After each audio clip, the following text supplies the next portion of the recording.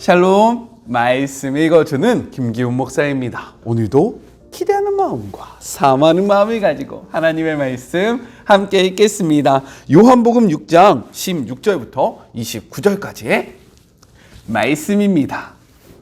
저녁 때가 되자 제자들이 바닷가로 내려가 배를 타고 바다 건너편 가버나움으로 향했다. 날이 아주 저물었는데 예수께서는 아직 돌아오지 않으셨다. 큰 바람이 불어 바다에 거센 물결이 일었다. 제자들이 4에서 5km쯤 갔을 때 예수께서 바다 위를 걸어 배 가까이 다가오시는 모습이 보였다. 제자들이 소스라치게 놀라자 예수께서 그들을 안심시키시며 말씀하셨다. 나다. 괜찮으니 두려워 마라. 그러자 제자들이 예수를 배 안으로 모셨다. 어느새 그들은 자신들이 가려고 했던 지점에 정확히 이르렀다. 이튿날 뒤에 남은 무리는 배가 한 척밖에 없는 것과 예수께서 그 배에 제자들과 함께 타지 않으신 것을 알았다. 그분을 두고 제자들만 떠나는 것을 그들이 보았기 때문이다. 그때에 디베랴에서 온 배들이 주님께서 축복하고 빵을 먹여주신 곳 근처에 정박해 있었다. 무리는 예수께서 그곳을 떠나 돌아오시지 않은 것을 알고는 디베랴에서 온 배들로 몰려가 올라타고서 예수를 찾아 가버나움으로 향했다. 그들이 바다 건너편에서 그분을 다시 뵙고는 말했다. 라삐님, 언제 여기에 오셨습니까? 예수께서 대답하셨다. 너희가 나를 찾아온 것은 내가 하는 일에서 하나님을 보았기 때문이 아니라 오히려 내가 너희를 배부르게 해주었기 때문이다. 그것도 내가 값없이 먹여주었기 때문이다. 너희는 그렇게 썩어 없어질 음식을 얻으려고 힘을 낭비하지 마라. 허비하지 마라. 너희와 함께 있을 음식, 너희의 영원한 생명을 살찌게 하는 음식, 인자가 주는 음식을 위해 일하여라. 인자와 인자가 하는 일은 하나님 아버지께서 끝까지 보증해 주신다. 그러자 그들이 말했다. 우리가 하나님의 일에 참여하려면 무엇을 해야 합니까? 예수께서 말씀하셨다. 하나님께서 보내신 이에게 너희 삶을 걸어라. 그렇게 너희 자신을 걸 때에야 하나님의 일에 참여할 수 있다. 이것은 하나님의 말씀입니다.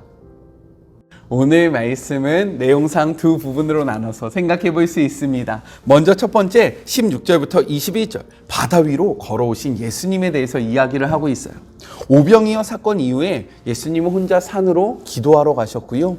제자들은 내려가서 배를 타고 갈릴리 바다, 우리가 갈릴리 호수라고 이야기하는 이 바다를 건너 가버나움을 향하여 가고 있었습니다. 이때 날은 이미 어두워졌다라고 이야기하고요. 예수님은 아직 제자들에게 오지 않은 그때에 갑자기 큰 바람이 불면서 파도가 치기 시작했다라는 거예요. 실제로요, 갈릴리 바다는 서쪽의 지중해 그리고 동쪽의 시리아 사막 가운데 위치하고 있었고 그 주변에는 높고 낮은 산들이 있어서요. 갑자기 예기치 못한 이상 기류로 말미암아 돌풍이 불 때가 있었다라는 거예요. 지금 제자들이 처한 상황이 바로 이러한 상황이었습니다. 우리 19절의 말씀을 같이 한번 읽어보도록 하겠습니다. 제자들이 노를 저어 10여리쯤 가다가 예수께서 바다 위를 걸어 배에 가까이 오심을 보고 두려워하였거늘이라고 기록되어 있어요. 일부 비판주의 학자들은요, 이 사건을 예수님께서 실제로 바다 위를 걸어 오신 것이 아니라 배가 그 땅 가까운 곳에 있었는데 해변을 걸으시다가 얕은 바다를 건너서 배 위에 올라왔다라고 이야기를 합니다. 하지만 이러한 그들의 주장을 반박하듯이 요한은요, 분명히 기록하고 있다라는 거예요.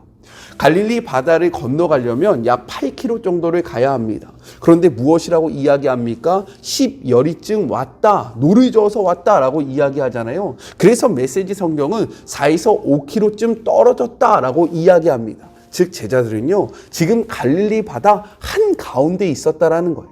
그리고 실제로 예수님은 그 바다 위를 걸어서 제자들에게 나왔다라고 이야기를 하고 있습니다.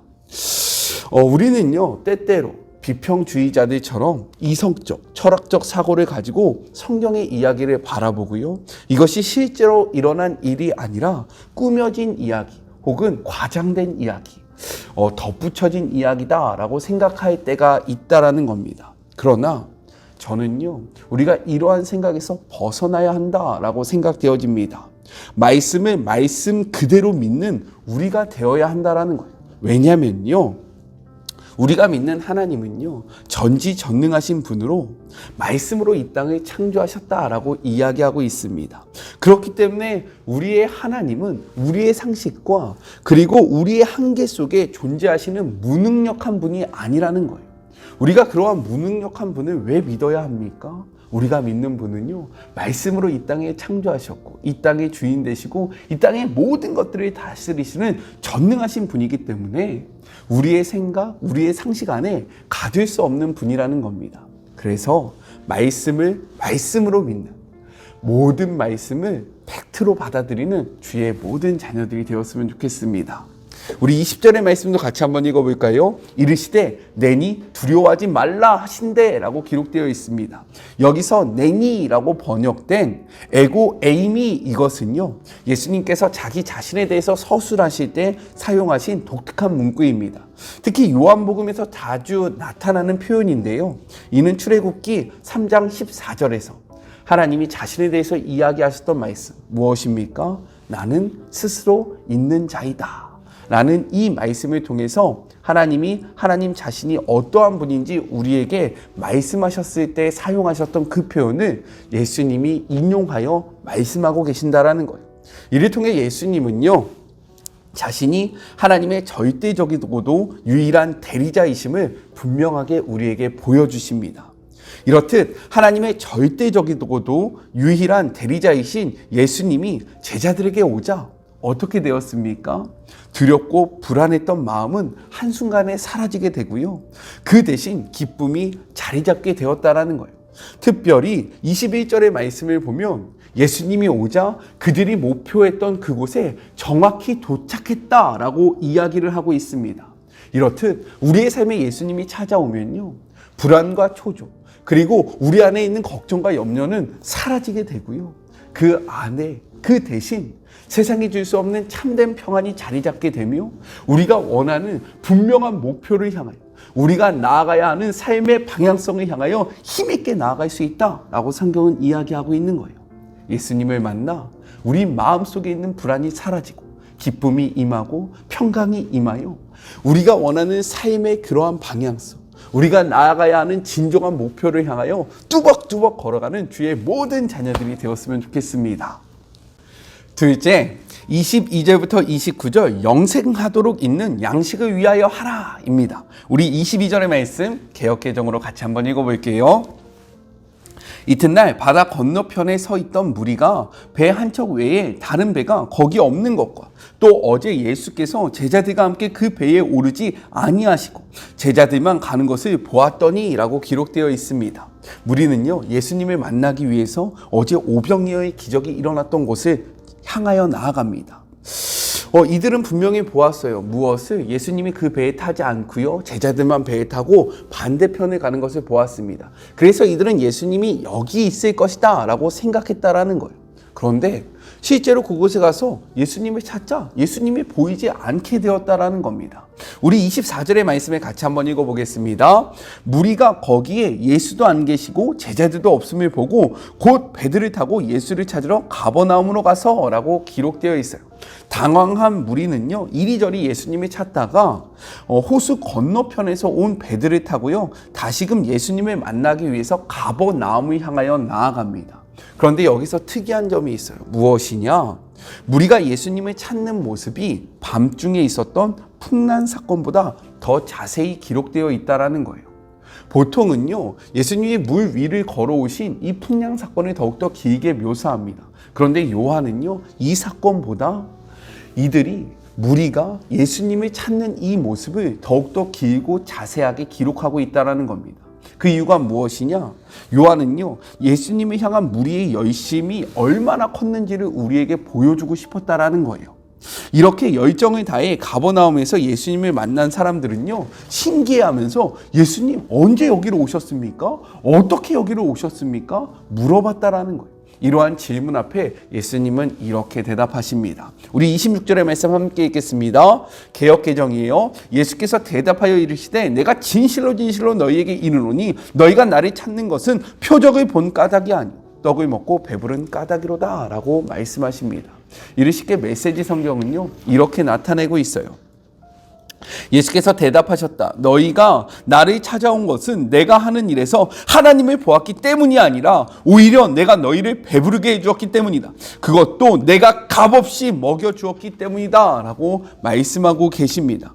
예수님을 만나기 원하는 무리들은요 겉으로 보기에는 열심히 있는 예수님의 추종자로 보였다라는 거예요. 그러나 우리가 예수님을 찾은 진짜 이유는 예수님을 통해 하나님을 바라보았기 때문이 아니라 눈앞에 보이는 현실적인 필요를 예수님께서 채워주었기 때문입니다.